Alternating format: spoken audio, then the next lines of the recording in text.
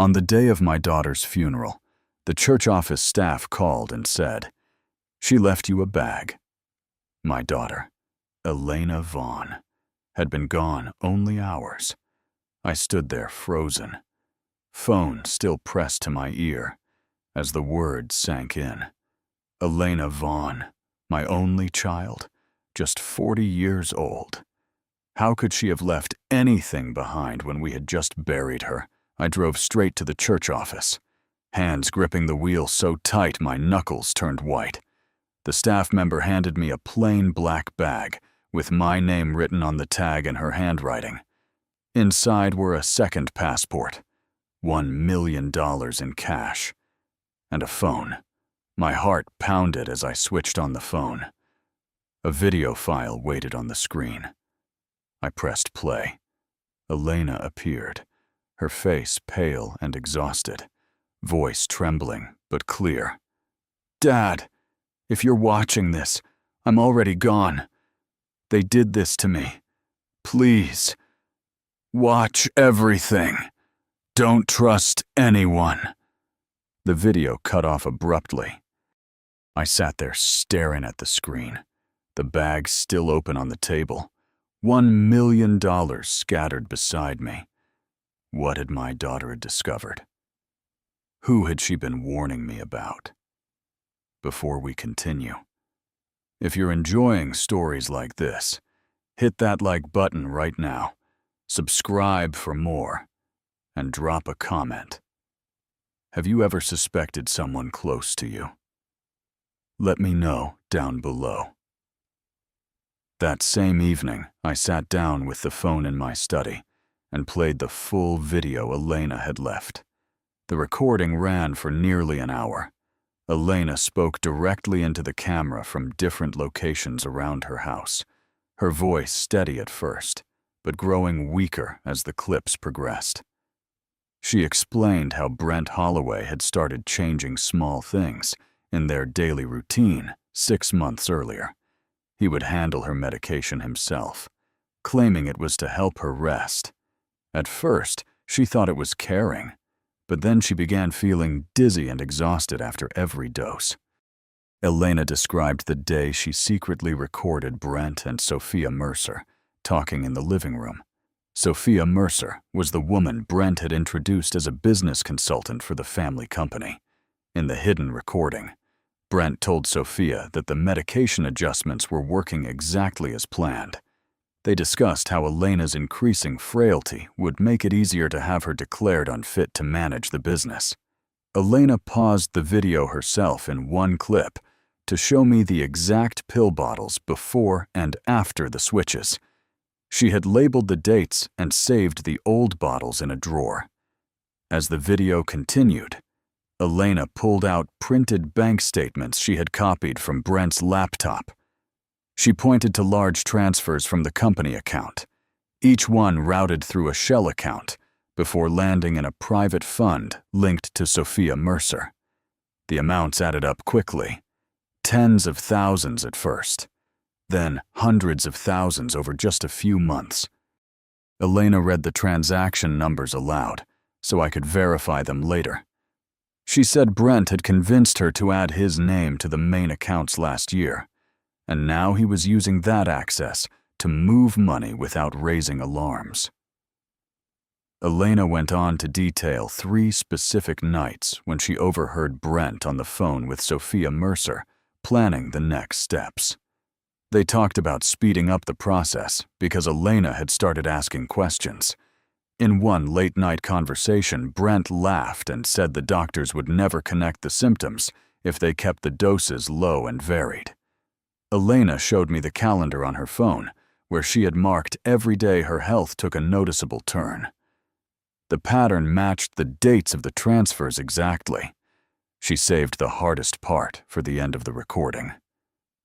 Elena looked straight at the camera and said, Brent Holloway had told Sophia Mercer that once Elena was no longer able to run the company, they would sell the shares and split the proceeds.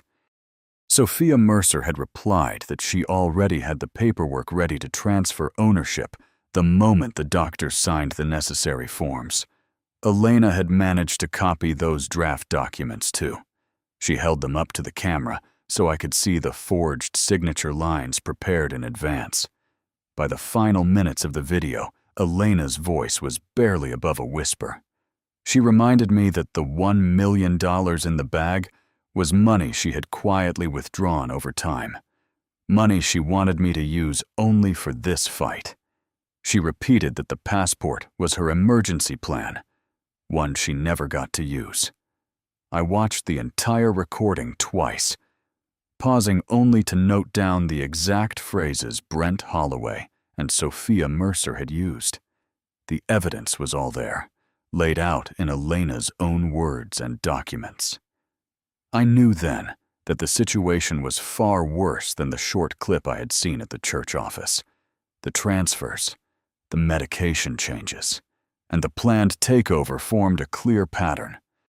I closed the study door and sat in silence for a long moment, the phone still warm in my hand. The next morning I picked up the phone and dialed my old friend Malcolm Whitaker. Malcolm Whitaker answered on the second ring and agreed to meet me at his office right away. He had been my colleague for over 40 years, first as a paralegal and later as an attorney who specialized in estate disputes and financial fraud cases in our state.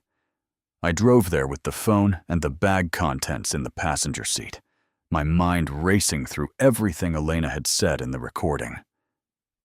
When I arrived, Malcolm Whitaker closed the door to his private office and motioned for me to sit across from his desk. I handed him the phone and let him watch the full video Elena had recorded. He listened carefully, pausing once or twice to make notes on a legal pad.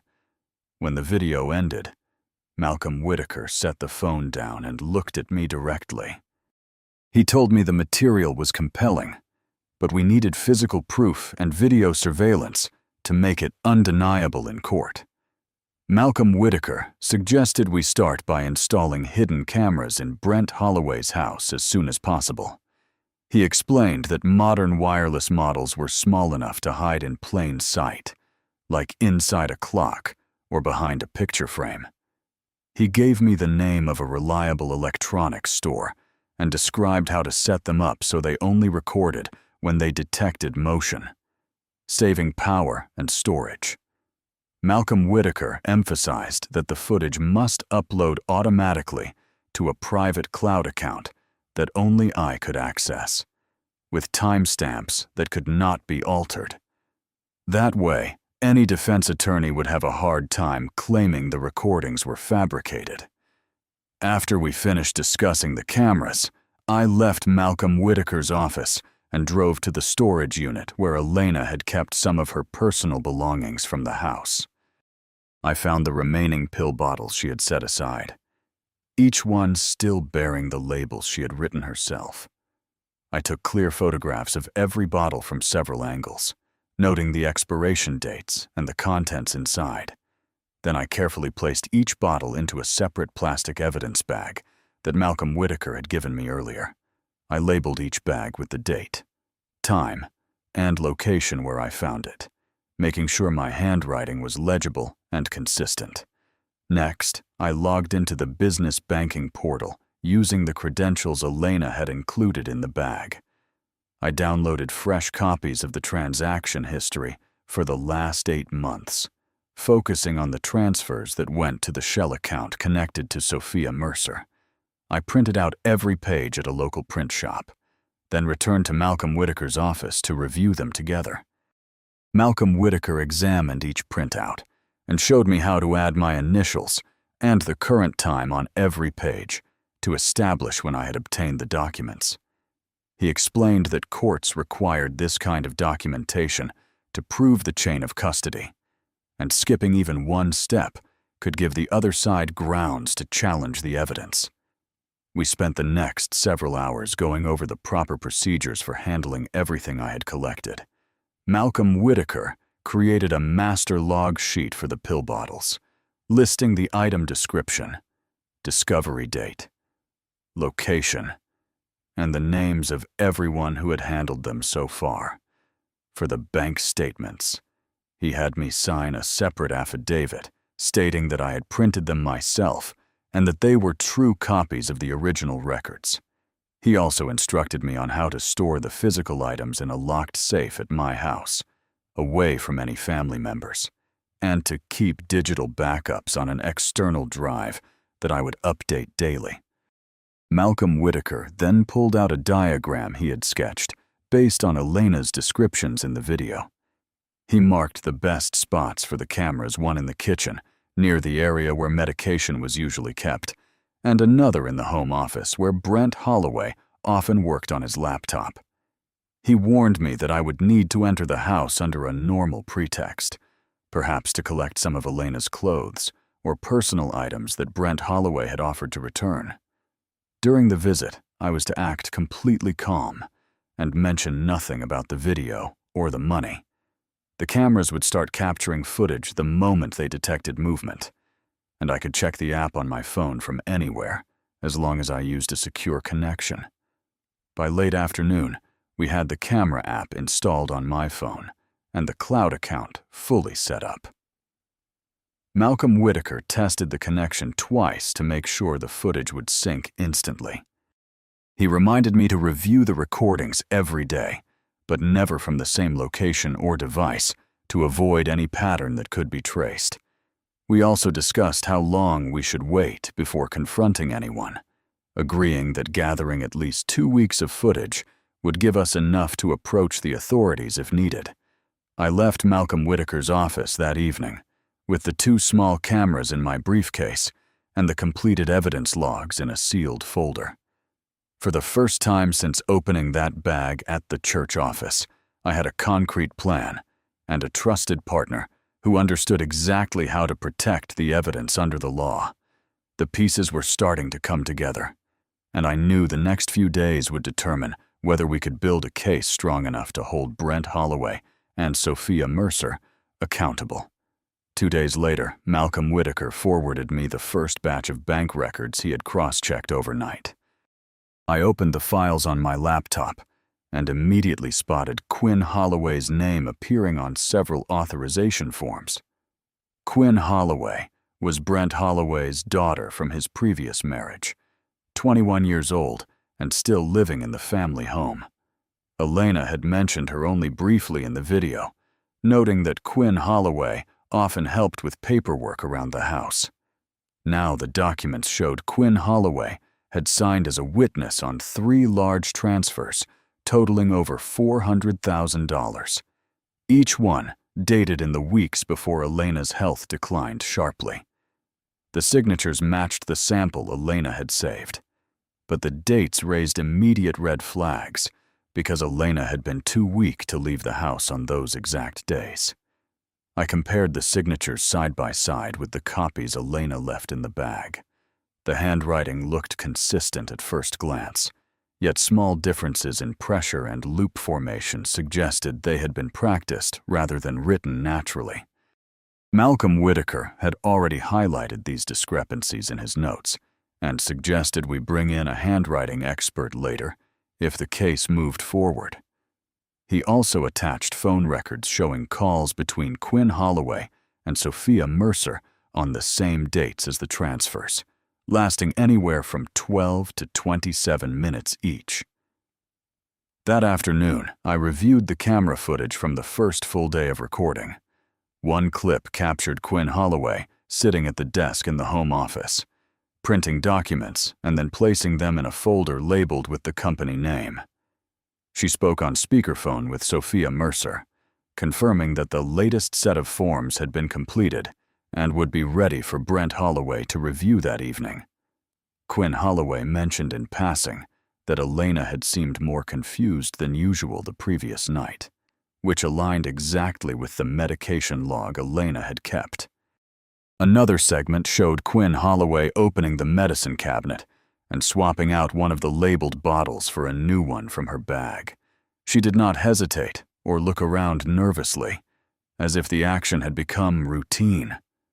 The timestamp matched one of the dates Elena had circled in her calendar as a particularly bad day. I saved that clip separately and added it to the master evidence folder, with a detailed description of the time, location, and what was visible on screen. Later that evening, Malcolm Whitaker called to discuss the new findings. He explained that involving Quinn Holloway added another layer to the case because she was an adult and could be held accountable for forgery and conspiracy. He advised me to keep gathering information without alerting anyone yet, since premature confrontation could lead them to destroy remaining evidence. Malcolm Whitaker recommended we focus next on obtaining statements from the family doctor who had prescribed the original medications, noting that any sudden changes in dosage without medical justification would strengthen our position. I spent the rest of the night organizing the new materials into chronological order. The bank transfers, the phone logs, the camera footage of Quinn Holloway handling documents and medication, and the handwriting comparisons all pointed to coordinated activity among Brent Holloway, Sophia Mercer, and Quinn Holloway. The pattern was no longer just suspicion. It was becoming a documented sequence of actions that had directly contributed to Elena's rapid decline. I updated the evidence log with every new item, making sure each entry included the source, date obtained, and current storage location. By the time I finished, the folder had grown significantly thicker, and the case against them was starting to take a clear legal shape. 1 week later, Brent Holloway showed up at my front door unannounced with a thick folder under his arm. He greeted me politely and stepped inside without waiting for an invitation, placing the folder on the kitchen table. Brent Holloway said he had come to discuss some important paperwork related to Elena's estate and the family company. He opened the folder and slid several documents toward me, explaining that they were standard forms to appoint a temporary guardian for my affairs because of my advanced age and recent stress. Brent Holloway pointed to sections where my signature would grant him power of attorney over the remaining assets. He emphasized that it would simplify everything during this difficult time and protect the company from outside interference. I listened without interrupting while he explained each page in detail. Brent Holloway mentioned that Sophia Mercer had reviewed the documents with a financial advisor and confirmed they were in everyone's best interest. He added that Quinn Holloway had already signed as a witness on the earlier drafts to show family support. As he spoke, I kept my expression neutral and asked a few clarifying questions about the timeline for these changes. Brent Holloway answered smoothly, claiming the process could be completed within days if I cooperated. While he continued talking, I activated the small recorder in my pocket that Malcolm Whitaker had recommended. The device captured every word Brent Holloway said about the need for quick action and how Elena would have wanted me to trust his judgment. He grew more insistent when I hesitated, suggesting that refusing to sign might complicate the probate process and delay access to funds needed for final expenses. Brent Holloway even offered to handle all the filing himself so I would not have to deal with lawyers or court appearances. The conversation shifted when he brought up the company shares. Brent Holloway stated that transferring control now would prevent any decline in value and ensure smooth operations moving forward. He mentioned that Sophia Mercer was prepared to step in as interim manager if needed, citing her experience with similar businesses. I asked him directly about the recent large withdrawals, and he brushed them off as routine operational costs that Elena had approved before her passing. His tone remained calm, but his fingers tapped the table repeatedly as he waited for my response. I told Brent Holloway I needed time to review the documents carefully and would get back to him soon. He seemed reluctant to leave without a signature, but eventually gathered the papers and reminded me that delays could create unnecessary problems. As he walked to the door, he turned and said Sophia Mercer would call me later to answer any remaining questions. The moment the door closed behind him, I stopped the recording and immediately sent a copy to Malcolm Whitaker's secure email. That evening, Sophia Mercer did call as promised. Her voice sounded concerned on the phone as she repeated many of the same points Brent Holloway had made earlier. Sophia Mercer urged me to sign the forms for my own protection and offered to bring them over personally if it would make things easier. I thanked her for the offer, but repeated that I needed more time. The call ended with her expressing hope that I would make the right decision soon. I reviewed the new recording alongside the camera footage from the previous days. The pattern of pressure was unmistakable.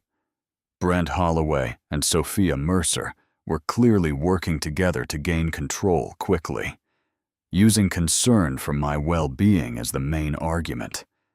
The documents they presented contained clauses that would have given them broad authority over the remaining funds and company decisions. I added the fresh recordings and notes to the growing evidence file, updating the log with exact time and descriptions of each interaction. The situation had escalated from hidden actions to direct attempts at legal takeover, and every new piece of information strengthened the overall picture. The weeks that followed brought long hours of careful organization with Malcolm Whitaker. We sat together in his office, reviewing every piece of material we had collected so far. Malcolm Whitaker sorted the evidence into organized sections, covering the altered medications, the unauthorized bank movements, the surveillance recordings, and the pressure tactics used against me.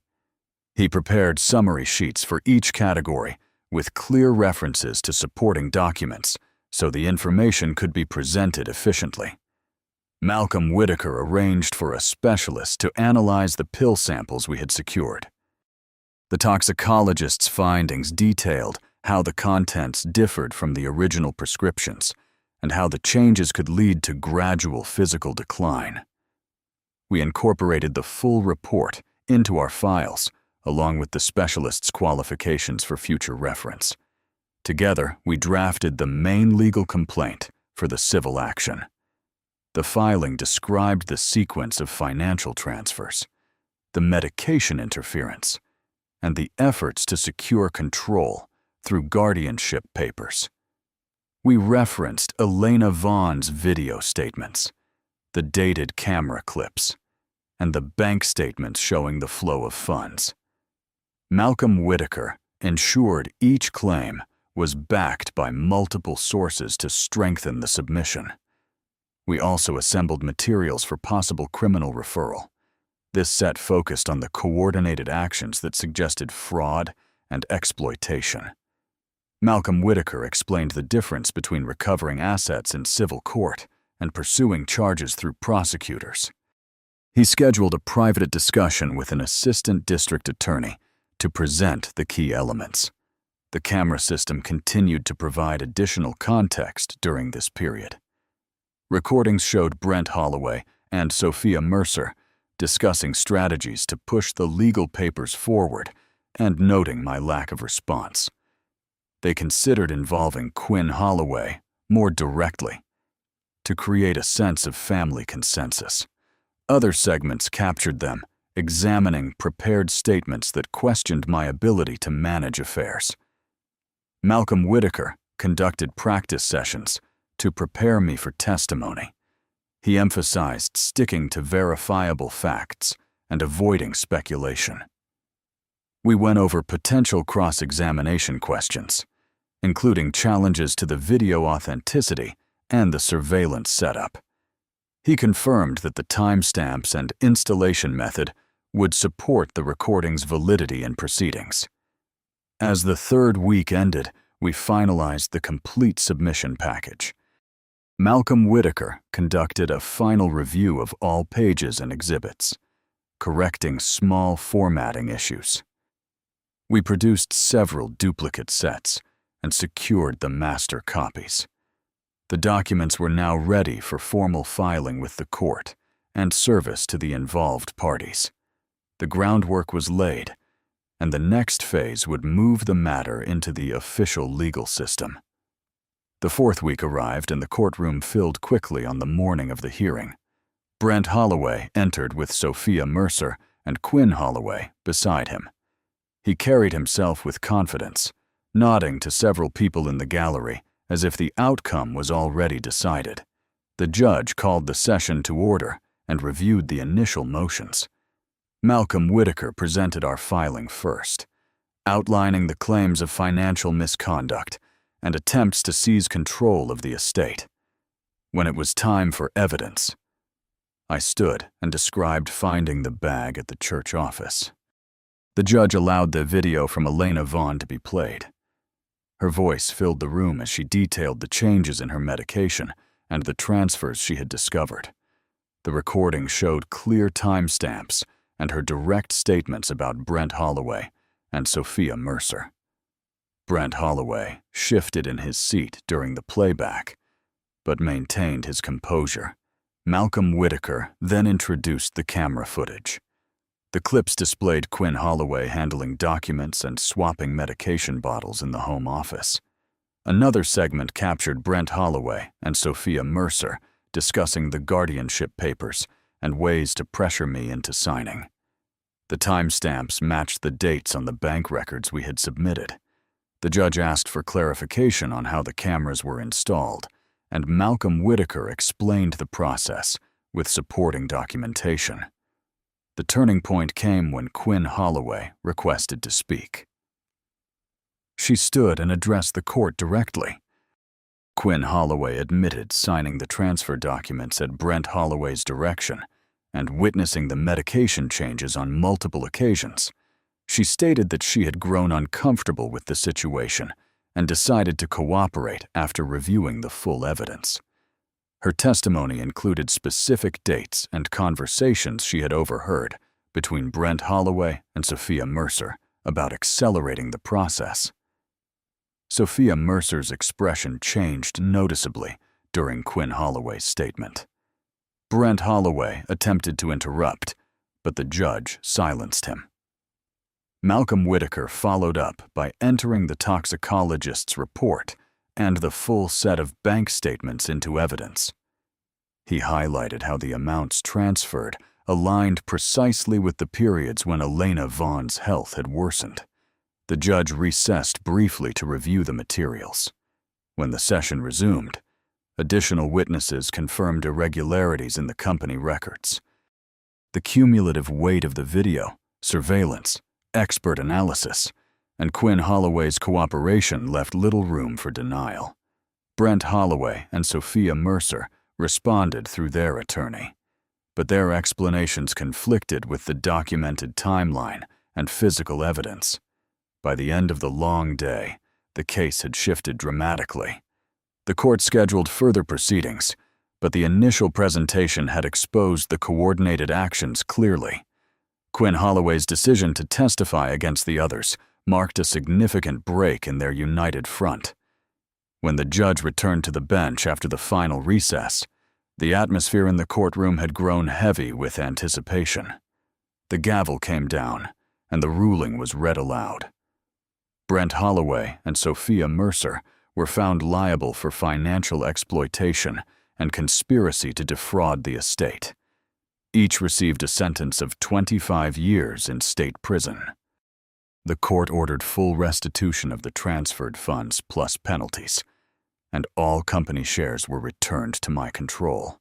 Quinn Holloway received a suspended sentence with 500 hours of community service and a permanent restraining order, preventing any contact with the estate. The judge emphasized that cases like this highlighted the vulnerability of family assets when trust is abused.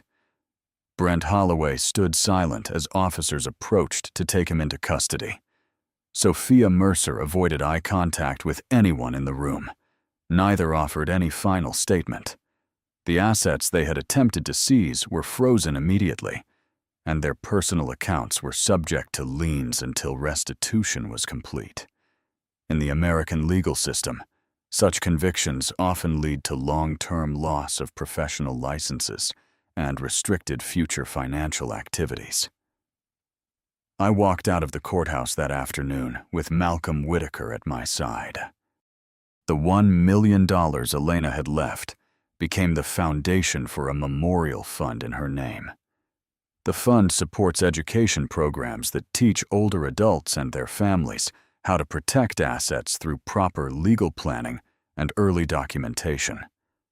Contributions have already helped several families set up similar safeguards. This experience taught a clear lesson about family relationships in America. No matter how close the bonds appear, significant assets require formal protections like updated wills, revocable trusts, and regular account monitoring. Relying solely on verbal trust can lead to devastating outcomes when motives shift. Elena Vaughn had tried to warn me through that video, and her actions gave me the tools to act. Today, the company operates under new management with strict oversight procedures in place. There would be no further conversations or attempts at reconciliation. The court's orders ensured complete and permanent separation from Brent Holloway, Sophia Mercer, and any influence they once held. The chapter closed with justice served through the system, not personal vengeance. Elena's memory now lives on through the fund that prevents others from facing the same betrayal.